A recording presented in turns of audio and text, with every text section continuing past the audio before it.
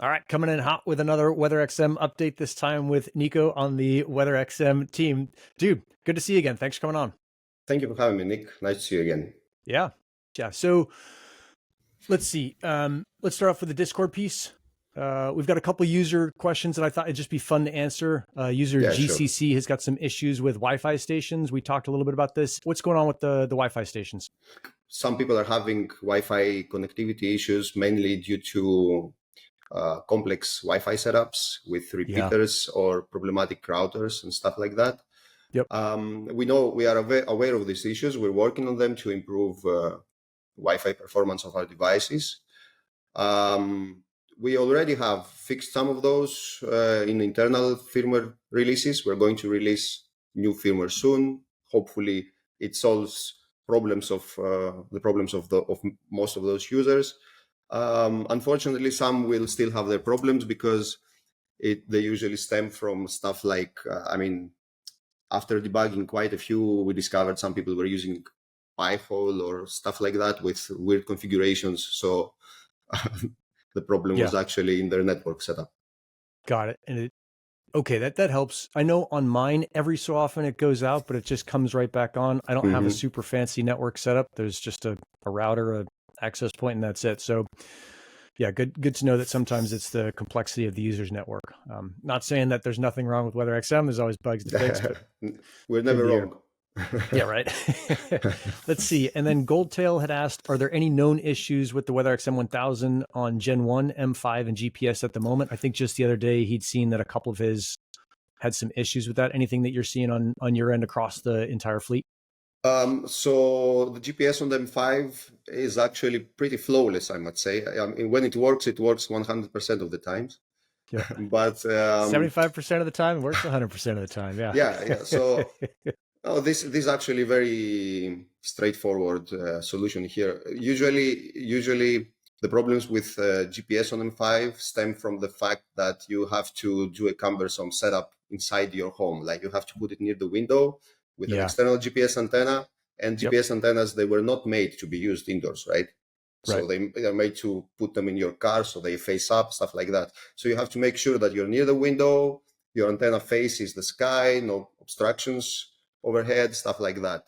So no, there's no known problem, as in the GPS works pretty fine. If you have a problem on specific devices, like if you have 2 M5 devices and one is working, the other is not, you can try to exchange the antennas. Like some people do not put the antenna all the way, or some people may have problematic antennas, but there's no specific problem with the GPS on M5.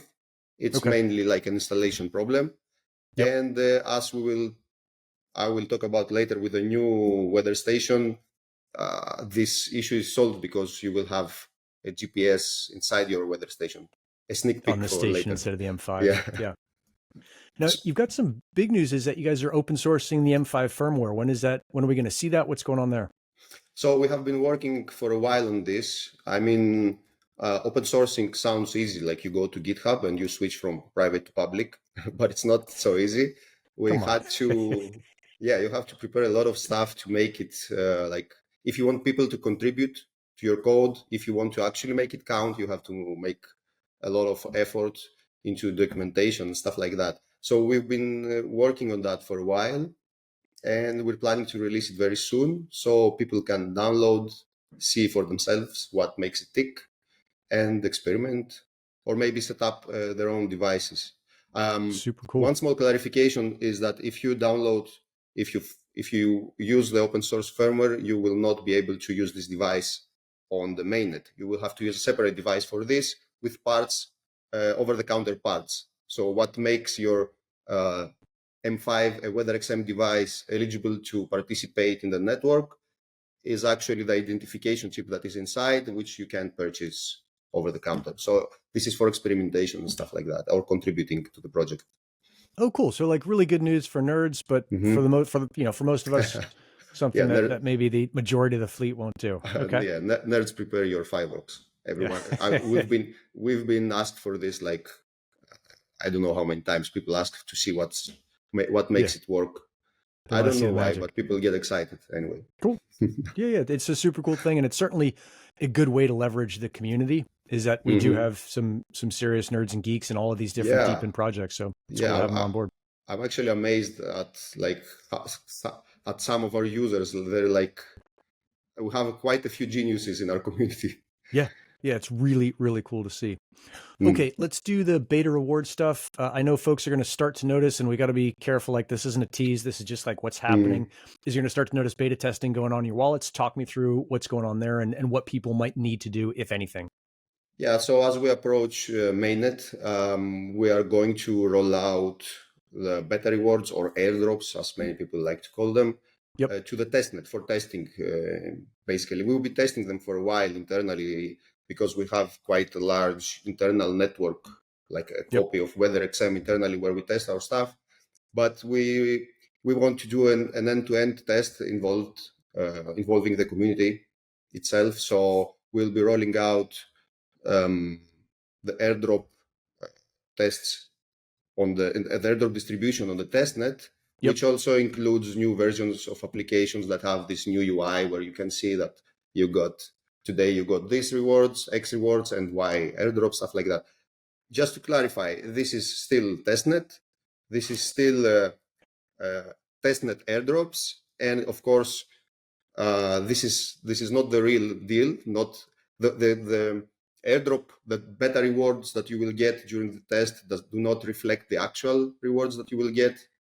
So yeah, this super good point. Yeah, that's really helpful, and I think as folks get excited, they kind of blur the distinction, but there's going to be a pretty clear line where it's like, hey, this is what did happen, this is what's actually going to happen. We use what did happen to learn and make sure that what actually happens is good.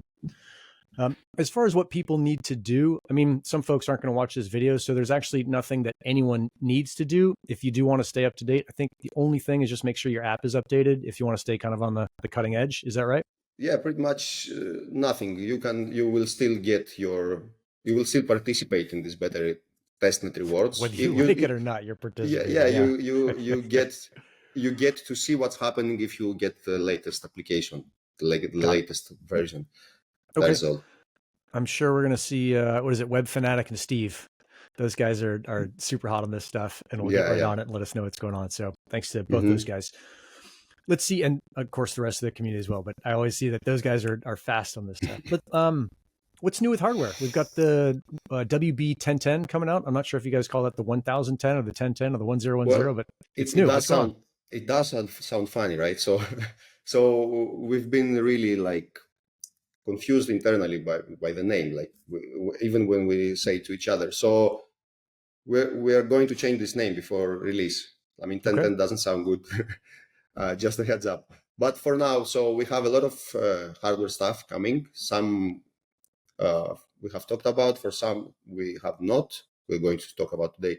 So the two new products that are coming very soon are the WB1010, which is the bundle of a new gateway, which is this one.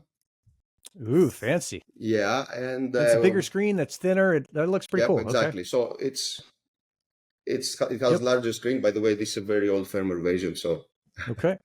Don't go screenshotting that thing. That's the new thing. It's not. Everyone screenshot it. I want to see it on YouTube videos, please. Yeah. So it has a larger screen. It doesn't have a GPS because you don't need it actually. So the new station, which is this, it looks exactly the same as the old one. I mean, it's identical externally, but internally it has two main advantages. One is that the GPS has moved from the gateway device to the weather station. Awesome. So you don't have to go through all this hassle trying to make a proper installation, put your antenna near the window, stuff like that.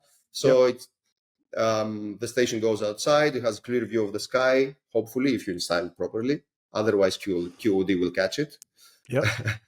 And dude, how many pictures can we see where someone puts it up like right next to a building? They're like, dude, I just got mine deployed. I'm like, come on, man, read the manual. Yeah, I don't know. I don't know. Like, people try to measure the weather like of their balcony. I think they don't care about the actual weather. Some of them. Like, thankfully, most people don't do that. Yeah, it's a funny thing when I see it. Okay, so cool. So that thing's gonna have the GPS. What else is going on? It also has improved radio performance. So this guy and this guy, they communicate from a longer distance, so you don't need an external antenna at all. So this is the new bundle that is the successor of the current M5 plus WS1000 or the WB1000 bundle. Got it. And the big question on all of these, we're skipping a little bit to the end, but we'll come back to where we are. Is the new version going to earn more? Is it because it's, you know, fancier, is it going to earn more tokens, or they're both reporting the same weather, so they're the same? Not at all. I mean, sensor wise, this weather station is exactly the same as the old one. Yep. So the rewards will be the same.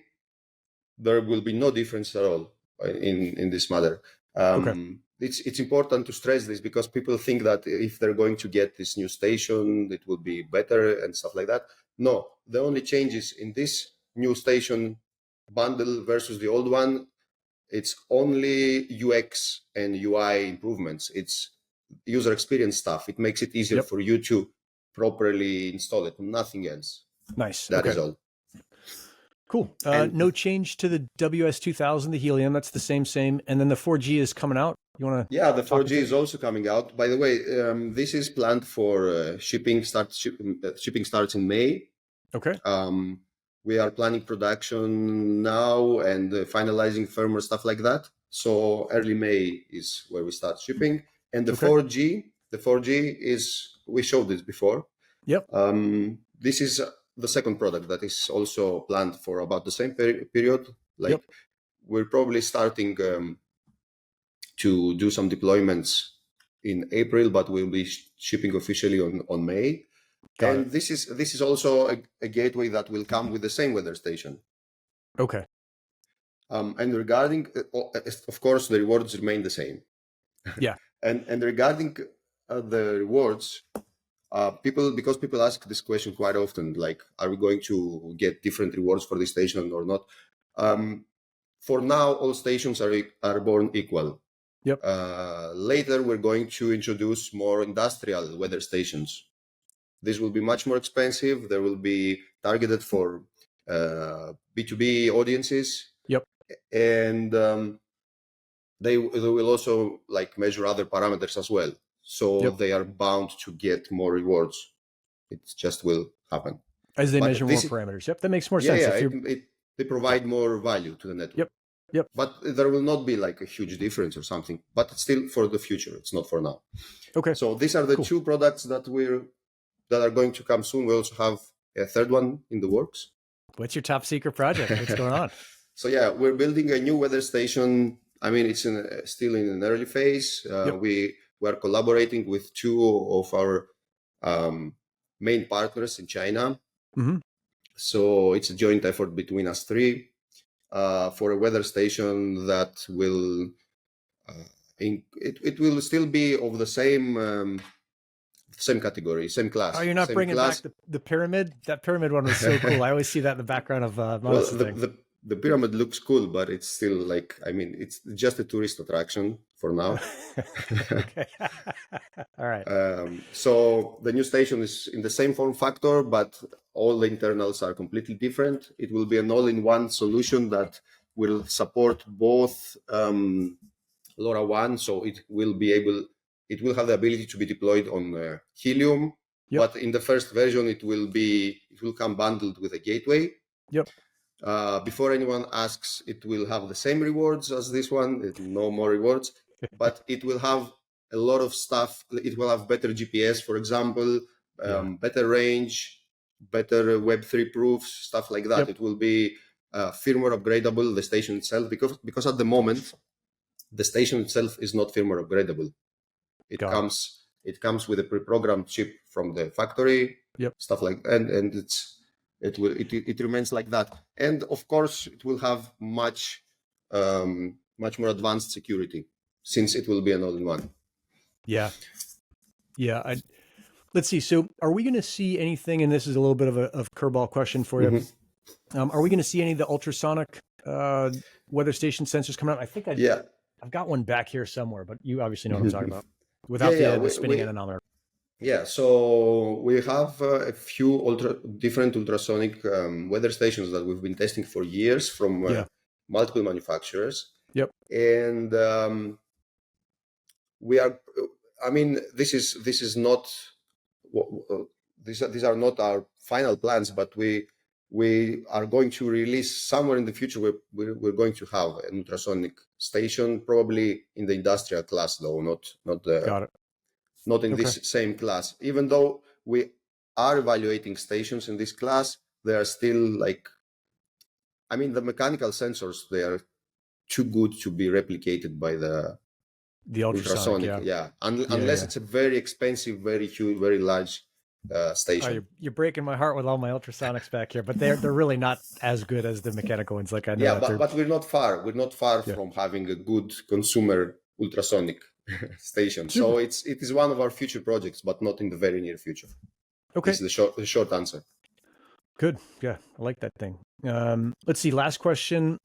So across the different deepen projects, a lot of times you'll find users will buy multiple miners, multiple stations, whatever it is, whether it's Demo or HiveMap or Helium.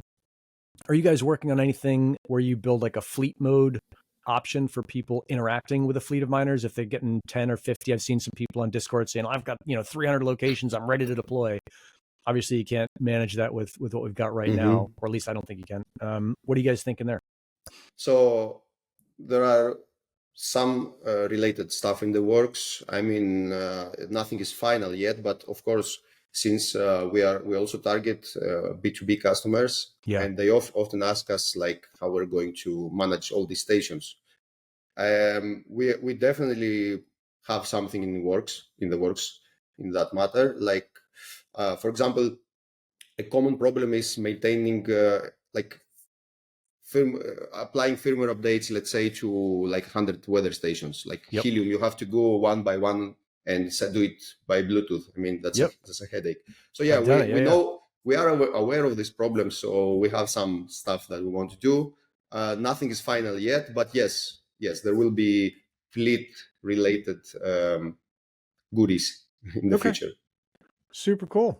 Nico, thanks a ton for making time at the end of the day. I know we got to do the earlier one with Teresa, so it's cool to see you twice in a day. And I appreciate you coming on, man. Thanks. Thank you, man. Thank you for having me.